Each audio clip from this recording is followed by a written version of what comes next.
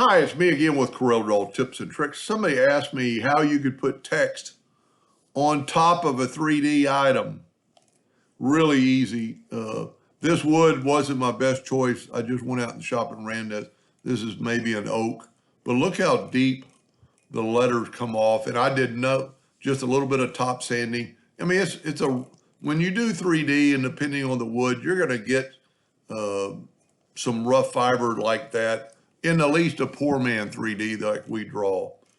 But that's very easily done. Here is my 3D drawing that I drew.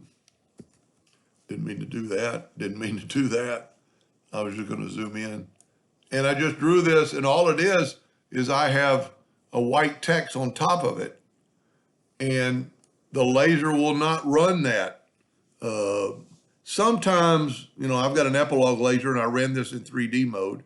Sometimes white does engrave, but this time it didn't at all. It's RGB white, as you can see. So it really didn't engrave. It hard to tell with a lot of burn residue. Now I ran this like 4 times at 30, 40, 60, and 70 speed at 100 power under 3D mode. I mean, I got really deep. And surprisingly, this little bitty thin line held on. I drew these totally different.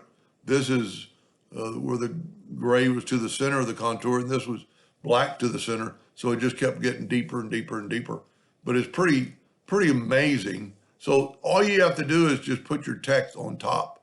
And if you move it over there and you can't see, it's because you've got it in the wrong order.